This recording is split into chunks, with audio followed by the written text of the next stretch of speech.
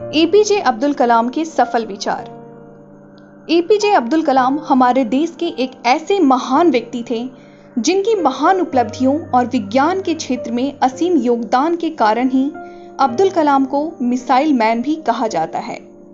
2020 तक विकसित भारत का सपना देखने वाले अब्दुल कलाम का व्यक्तित्व धर्म जाति से ऊपर था, जिसके कारण अब्दुल कलाम हर धर्म हर जाति के लोगों के बीच खासे लोकप्रिय थे।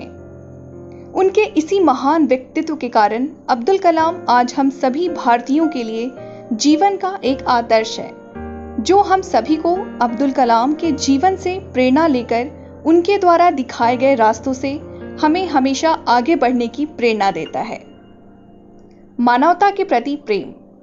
हमें सभी जीवों, चाहे वह इंसान हो या पशु पक्षी, सबके प्रति दया या भाव रखना चाहिए। इसी की मिसाल पेश करते हैं जब अब्दुल कलाम के जीवन की यह घटना दिखाती है कि किस प्रकार अब्दुल कलाम जीवों के प्रति भी अत्यधिक दयालु थे। बात उन दिनों की है जब अब्दुल कलाम डीआरडीओ में कार्यरत थे। तब वहां के बिल्डिंग की सुरक्षा के लिए टूटे कांच के टुकड़े लगाने का सुझाव दिया गया, जिस बात की खबर अब्दुल कलाम को भी पता चला।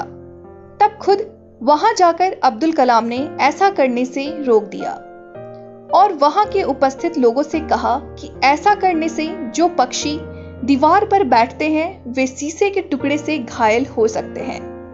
और इस प्रकार अब्दुल कलाम ने पक्षियों के जीवन के रक्षा के लिए शीशे के टुकड़े नहीं लगाने दिए। इस घटना से पता चलता है कि अब्दुल कलाम मानवता के प्रति कितने दयालु थे। जीवन में कभी भी हार ना मानना। वो कहा जाता है ना कि मन के हारे हार है, मन के जीते जीत। अब्दुल कलाम बचपन से पायलट बनना चाहते थे और जिसके लिए उन्होंने देहरादून एयरफोर्स अकादमी में फॉर्म भी भर दिया, लेकिन परीक्षा में कम अंक आने के उनका चयन नहीं हुआ। तो इस पर भी अब्दुल कलाम हारे नहीं और खुद को जीवन में आगे बढ़ाते हुए विज्ञान की दिशा में बढ़ गए और फिर पूरी दुनिया में एक वैज्ञानिक के रूप में मिसाइल मैन के नाम से प्रसिद्ध हुए। अब्दुल कलाम के जीवन के इस घटना से पता चलता है कि क्या हुआ जब हम एक जगह फेल हो रहे हैं तो हमें उसकी चिंता छोड़कर दूसरी जगह लग जाना चाहिए। कहीं तो सफलता मिलेगी ही ना, इसलिए हमें अपने जीवन में कभी भी हार नहीं मानना चाहिए। संघर्ष से ही आगे बढ़ते हैं लोग।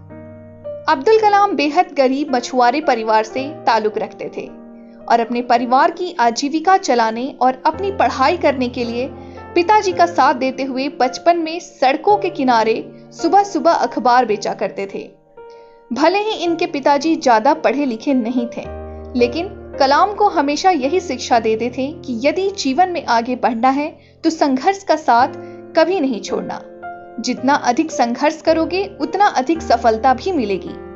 और इसी संघर्ष के बल पर एक गरीब मछुआरे से देश के राष्ट्रपति के रूप में अपना जीवन सफर किया, जो कि संघर्ष द्वारा मिली सफलता की एक मिसाल है।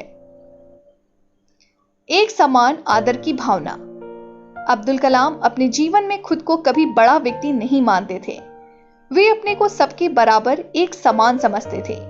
जब उन्हें वाराणसी में आईटीआई के दीक्षांत समारोह में बुलाया गया तो उन्होंने देखा कि स्टेज में 5 कुर्सियां लगी हुई हैं, जिनमें बीच वाली कुर्सी बड़ी और उन सबसे ऊंची भी थी, जिस पर उन्हें बैठने को कहा गया। तो कलाम सर ने उस पर बैठने से मना कर दिया और कहा कि मैं भी आप लोगों के बराबर का ही व्यक्ति हूं। अगर सम्मान करना है तो इस पर कुलपति जी बैठाइए। जिसके बाद अब्दुल कलाम सबके सामने वाली कुर्सी पर ही बैठे।